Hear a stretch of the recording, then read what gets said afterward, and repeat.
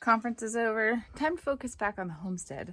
And the first thing that we're doing is taking care of this giant mess. I'm going to show you how we're going to do that because I do not like stepping in goose poop or duck poop. There's not a whole lot we're going to choose to do about the ducks at the moment, but the geese, we have a good solution. Enter Premier One electric poultry net fencing. This is what we're going to do. We have the chicken tractor right there.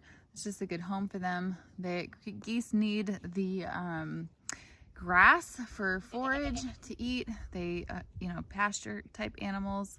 Guys, I'm telling you right now, I'm not sure how long I'm be able to do this with these geese. They're so messy, but let's get this fence set up.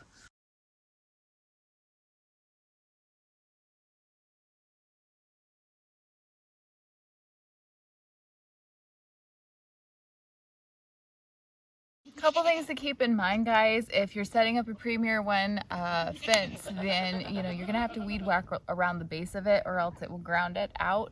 And then the other thing is to be perfectly honest, this is much easier as a 2-people job.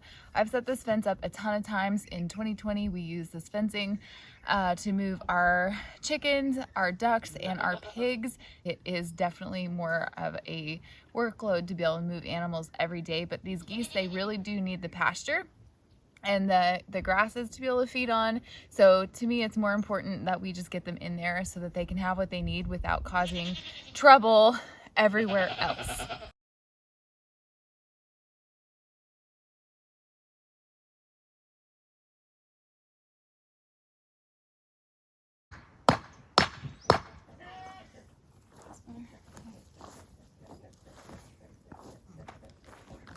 So honestly, because we're not really gonna keep them on here for very long, we don't really have a whole lot of predator pressure, which is really nice. I mean, obviously you wouldn't want to do this like long term. Like as soon as we move them back past the goats here where the kids are every day, we will definitely electrify this. But essentially, I don't know if we're going to today. If they won't stay in it, we definitely will electrify it. But for now, I let them out. Yeah, I think so. I think this is gonna work pretty good just for today. There's not a whole lot of grass left in this area for them, so we're just gonna let them go it down, and then we'll probably move them back behind the boys, and that's where we're going to put the electric on. I need to charge so to get out of the net fencing, when you have the electric on, you're gonna turn the electric off, obviously, otherwise you have a fun surprise, and then you just step over. Yep, just like that. Yeah, we leave the 2 cables, we leave those tied together. I mean, you could certainly open them, but it works just fine. Were you helping Grandma with the electric fence? Yeah. What happened? Ben touched the electric fence and he asked me to hold his hand, and then it went through him and all the way out to me. Okay, I thought I better pop on here really quickly and film this while it's still in the moment. Maggie, hang on please. I am on my way to ballet class with Maggie, and I assure you that my sons are both completely fine. The Premier electric fencing, while it does give you a nice jolt, does not leave any lasting effects. You're all good, but they were not expecting. I'm not really sure why they grabbed it. I really wish I would have got that on camera. I really wish I would have been out there to be with them, but I wasn't, so that was, the fence is working. Okay, that's one leg, or wing, wrapped in. Okay, let's try to get this one. Oh, okay. I don't need the tape yet. All right, so the whole goal is that so the wing is tucked under, which is flipping the wing, the feathers out. Now, I've watched a bunch of videos and it looks like, I mean, I'm certainly not, I am not good at this. But you can tell when you start fanning it out, this joint needs to be supported. This isn't supposed to take very long. Oh, I think I got a couple of these wing feathers in here. Oh, not very many. Just to make sure everything's laying right.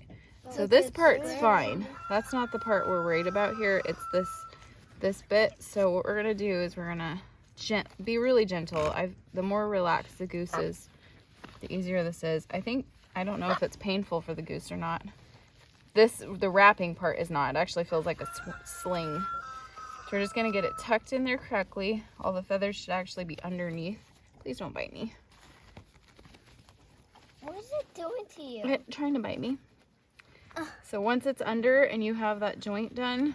Please don't bite her. Oh, it's okay, it's okay. And those are all right. It's okay, it's okay. Then we can wrap the whole thing in. Okay. We're all tucked. That's right. Okay, now Ben, come here, buddy. Ow, don't bite. Don't bite. Okay. You need to take it and put it right here. Yep. Now wrap it underneath. Oh, there you go. That's it. That's it. Okay, now we need it. Wrap it right on top of that part. Once we've got it wrapped the first time, we're all right. Okay, now we have to go up because the whole point is to support this joint.